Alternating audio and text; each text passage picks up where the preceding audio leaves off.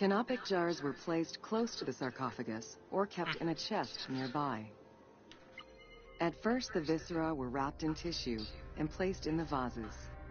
As the ritual requirements became more elaborate, ointments, spices, and even water and natron were added to the process.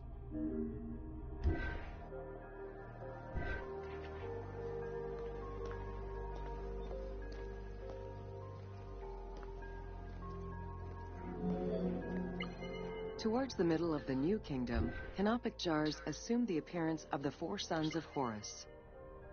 They were known as the protectors of the viscera. These protectors had their own guardians, each a goddess of the dead. Imseti, the human-headed god, protected the liver and was protected by the goddess Iset. Hapi, the baboon-headed god, protected the lungs and was protected by the goddess Nephthys. Dumut-F, the jackal-headed god, protected the stomach and was protected by the goddess Neith. And finally, Kebesenuef, the falcon-headed god, protected the intestines and was protected by the goddess Selket. Okay. Alright, well, it takes me a while to actually move. It's because I'm actually in there cooking.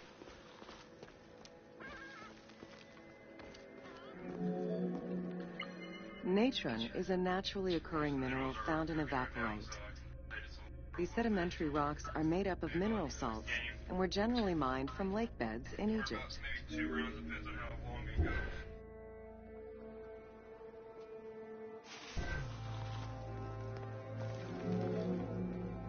Embalmers used natron as a desiccant to dry the flesh and stop the corpse's putrefaction process. Once the body was cleansed and eviscerated, the deceased was covered in natron for about 40 days. Pretty much. Once desiccated, the body was prepared to be wrapped in strips of linen. Attack it first. Oh, hell's the thing. So if it's at the vault, then only one place, and only 2 places you can come out of.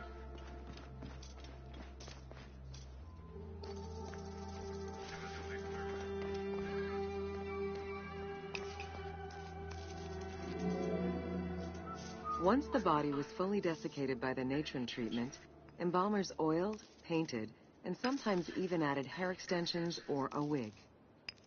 They often used a henna-based antiseptic preparation to give the body a more colorful and lively appearance while preparing it to resist molds and fungi. Okay. Next came the phase which gave mummies their most well-known appearance, the wrapping. Originally, each part of the body was wrapped separately. Men had their arms crossed on their chests, while women had the right arm folded over their breasts and the left arm stretched along the body. However, techniques evolved over time. Eventually, the body as a whole was wrapped with limbs alongside the body, and increasingly sophisticated and different techniques of weaving flax bands were developed. Okay. That was interesting.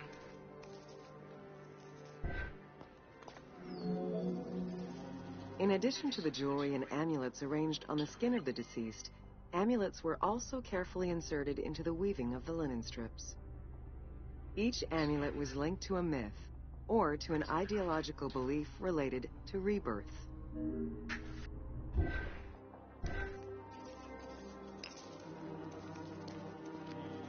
So you're telling me they had amulets and statues and whatnot inside of the bodies? That's what you're telling me? Apparently. Masks were an important part of a mummy's finery. Early wooden funeral coverings were very expensive, however, Oh no, and I soon did replaced not by know masks either. created through a technique known as cartonnage. Masks fashioned with this method were created by laying several layers of linen or papyrus pulp on a base made of mud or straw. Cartonnage was used for more than funerary masks. Ornaments and the animal coffins of the late period were also made in such a fashion.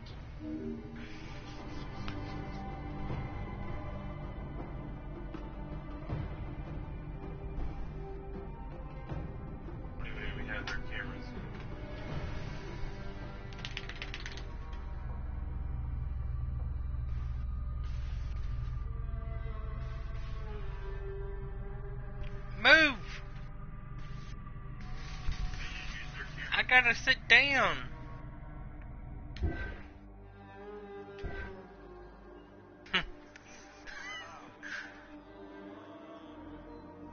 Apparently, he didn't want me to sit down. Cartonnage evolved to cover the entire body of the mummy during the 22nd dynasty. The mummies were placed on a board inside a rigid envelope of cartonnage, which was laced at the back with a string. Extremely cost-effective and visually pleasing, this technique was very popular through all layers of the society. Oh wow, now it decides to rain where we're living at.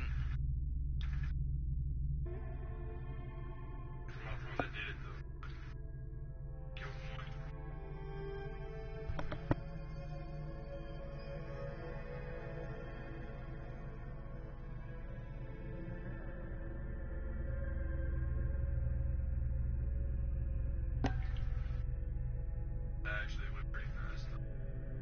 First, we'll go check.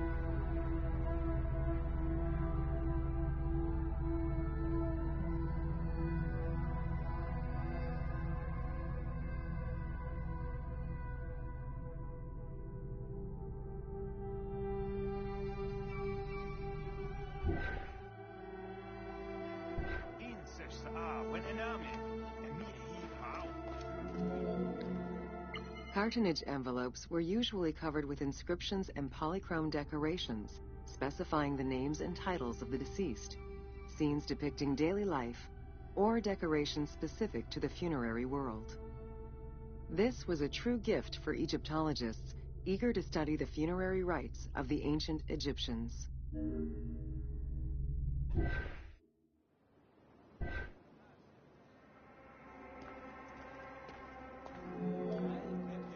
Once the mummy was properly wrapped and adorned, the embalmers proceeded with the ceremony of the opening of the mouth.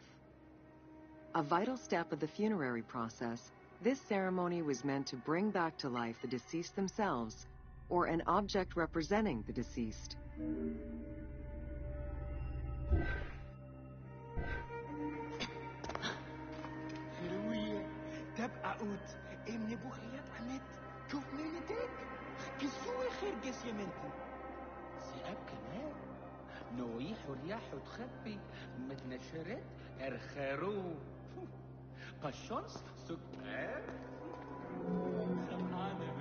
There were no less than 75 different stages for the opening of the mouth. It required the application of the same oils, ointments, spices, and perfumes used during the mummification process. Makeup was sometimes part of the process as well.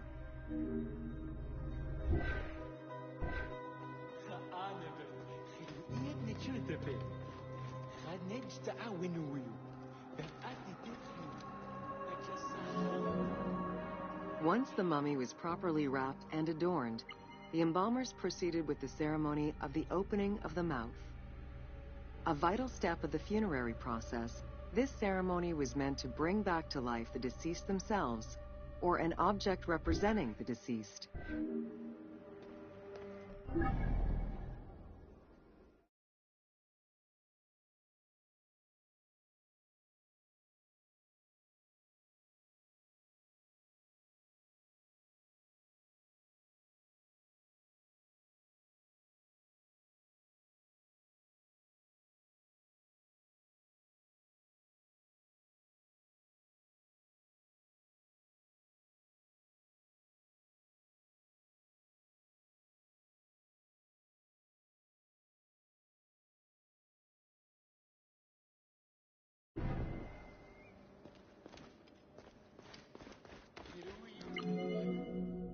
The last stage of this long ritual was the act of touching the mouth with the adze to symbolically allow the breath of life to infuse an inert body. Its performance was reserved for a very specific set of people, priests who wore the mask of the god Anubis, a close relative of the family, or by the heir to the throne.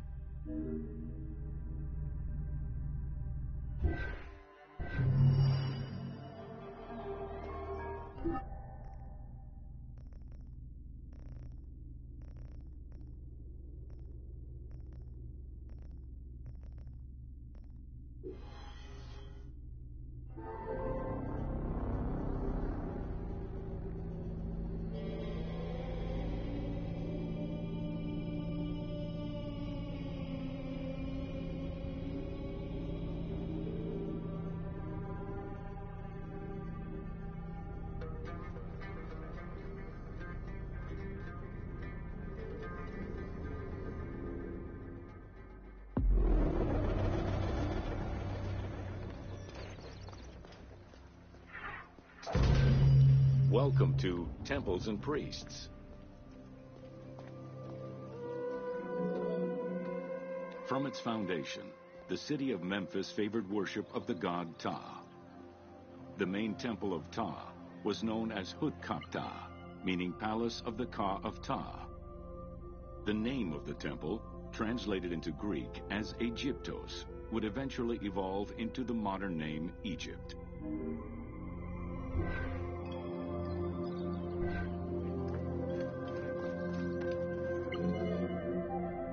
Temples were the center of religious, political, and economic life in ancient Egypt. These sacred places were viewed as the literal home of the gods and goddesses. As such, every aspect of them required care and reverence, all of which was accomplished through elaborate ritual.